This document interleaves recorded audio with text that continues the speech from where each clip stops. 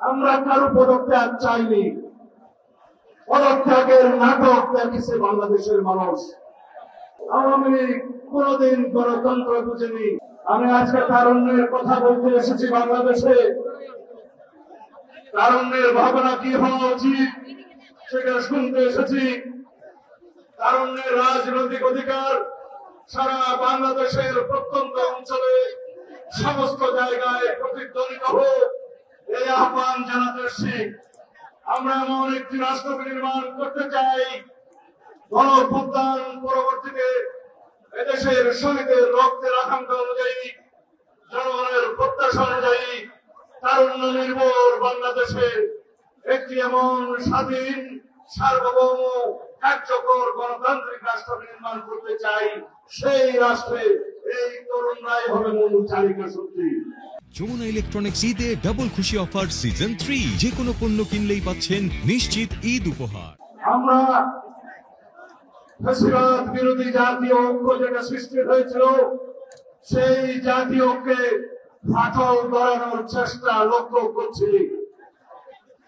অত্যন্ত সুকৌশলে গণতান্ত্রিক শক্তিগুলোর মধ্যে বিভেদ সৃষ্টির পায়তারা চলছে। আমরা বলতে পারছি ফ্যাসিস্ট আওয়ামী লীগের অত্যাচারের কথা, নির্যাতনের কথা আমরা বলতে পারছি। এই ফ্যাসিবাদী আমলের লুটপাট দুর্নীতির কথা, অপহরণের কথা আমরা রক্ত দিয়েছি। এদেশের মানুষ রক্ত দিয়েছে গণতান্ত্রিক অধিকার প্রতিষ্ঠার জন্য। এদেশের মানুষ রক্ত দিয়েছে আইনের শাসন জারি করার জন্য। আমরা রক্ত দিয়ে সংগ্রাম করেছি আদালতের রায়ের সুষ্ঠু বাস্তবায়ন করার জন্য। আমরা দেখতে পাচ্ছি আজকে আইনের শাসন হুমকির মুখে রেখে আমরা দেখতে পাচ্ছি আদালতের রায় কার্যকর করা হয় না। সেই পরিস্থিতিতে আমরা আহ্বান জানাবো, আমরা যেন সকলে ঐক্যবদ্ধ থাকি, গণতন্ত্রের পক্ষে সকল শক্তির মধ্যে দৃঢ় ইস্পাত দৃঢ় আমরা সংকল্প তৈরি করি, ঐক্য তৈরি করি।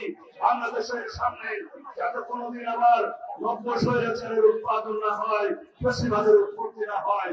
আমরা সেই রকম একটি সংবিধান চাই, সেই রকম একটি রাষ্ট্র কাঠামো চাই, সেই রকম রাষ্ট্র সংস্কার করতে চাই, যে রাষ্ট্রের মধ্যে আর কোনোদিন কোন স্বৈরাচারের উৎপত্তি হবে না, আর কোনোদিন সংসদীয় বৈরারের উৎপত্তি হবে না, আর কোনোদিন রাষ্ট্রে স্বৈরাচারের ফ্যাসিবাদের উৎপত্তির কোন প্রজনন স্থল হবে না। এই দেশে আমরা জানি 200 বছরের ব্রিটিশ শাসনের সময় ইস্ট ইন্ডিয়া কোম্পানি যে লুটপাট করেছিল, তার চাইতে বহুগুণ লুটপাট করেছে আওয়ামী ফ্যাসিবাদী শক্তি। তারা বিগত 15-16 বছরে প্রতি বছর 2 লক্ষ কোটি টাকা করে মোট প্রায় 30 লক্ষ কোটি টাকা এদেশের জনগণের সম্পদ বিদেশে পাচার করেছে। তারা 4 লক্ষ কোটি টাকা ব্যাংকের খেলাপি ঋণ রেখে গিয়েছে, দেশের মানুষের টাকা লুটপাট তছরূপ করেছে। মেগা প্রকল্পের নামে 2,80,000 কোটি টাকা মেগা দুর্নীতি করেছে এই ফ্যাসিস্ট হাসিনা। তারা বাংলাদেশে যেই রকম রাজনৈতিক বিবেচনায় ব্যাংকিং খাতে লোন দিয়েছে, ঋণ দিয়েছে, সেই ঋণ দিয়ে 24টা পদ্মা সেতু করা যেত, এই কথা আমি বলছি না। এই সমস্ত তথ্য দেবপ্রিয় ভট্টাচার্যের নেতৃত্বে গঠিত শ্বেতপত্র কমিটির রিপোর্টে প্রদান করা হয়েছে। আমরা আজকে আওয়ামী দুর্নীতির ইতিহাস মানুষকে স্মরণ করিয়ে দিতে চাই। আমরা যেন পরস্পর ফ্যাসিবাদ বিরোধী গণতান্ত্রিক আন্দোলনে যে সমস্ত শক্তি আছি তারা যেন আমরা একতাবদ্ধ হই। আমাদের একমাত্র শত্রু, রাজনীতির শত্রু, এই দেশের গণশত্রু শেখ হাসিনা এবং আওয়ামী লীগকে প্রতিহত পরিচিত করে, এটাই আমাদের শত্রু। আর আওয়ামী লীগের ইতিহাস যদি বলতে চাই, আপনাদেরকে স্মরণ করিয়ে দেওয়ার জন্য আওয়ামী লীগের জন্মলগ্ন থেকে আজ পর্যন্ত আওয়ামী লীগ কোনদিন গণতন্ত্র বুঝেনি। গণতন্ত্র তারা বিলুপ্ত করেছে, স্বৈরতন্ত্রের তারা প্রতিষ্ঠা করেছে।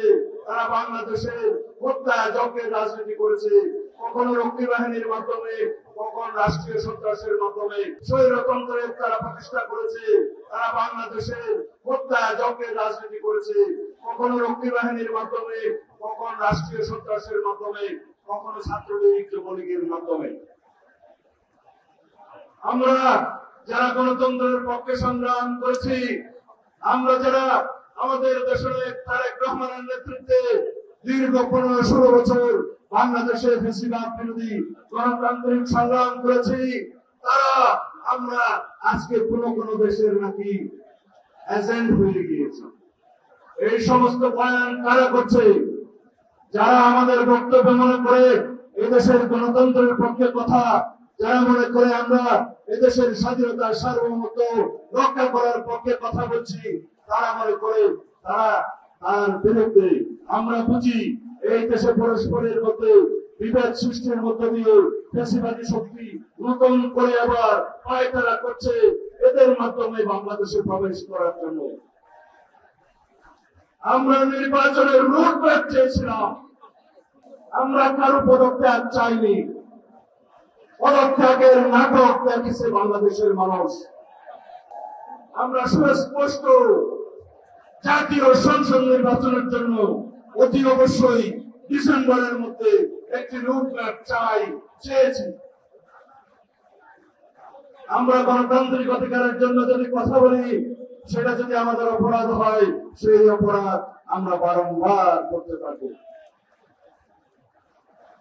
আমরা আশা করি এই সরকার আইনের শাসন প্রতিষ্ঠা করবে, আদালতের রায় কার্যকরের মধ্য দিয়ে ইশরাক হোসেনের শপথ পাঠ করাবে। এই সরকার নির্বাচনের জন্য রোডম্যাপ প্রদান করবে। অন্যথায় যদি এই অন্তর্বর্তীকালীন নিরপেক্ষ সরকারের বিরুদ্ধে গণতন্ত্রের দাবিতে, নির্বাচনের দাবিতে বাংলাদেশের মানুষকে আন্দোলন করতে হয়, সেটা হবে ইতিহাসের চিত্রে বাধ্যজনক হয়ে যায়। আমি আর বেশি বক্তব্য দেব না, সবাইকে আহ্বান জানাচ্ছি, আমরা গণতন্ত্রের পক্ষে ফ্যাসিবাদের বিরুদ্ধে যে জাতীয় ঐক্য গড়ে তুলেছি, সেই ঐক্যকে শক্তিতে পরিণত করি। আমরা আমাদের একমাত্র দাবি হোক সবার আগে বাংলাদেশ।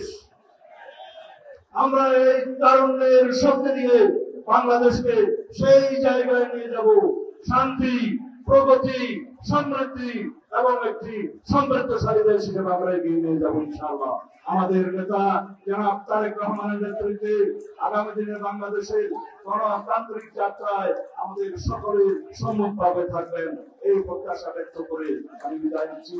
খোদা হাফেজ। বাংলাদেশ জিন্দাবাদ। বাংলাদেশ জাতীয়তাবাদী দল জিন্দাবাদ। বাংলাদেশ জাতীয়তাবাদী দল, ছাত্রদল, যুবদল, স্বেচ্ছাসেবক দল জিন্দাবাদ।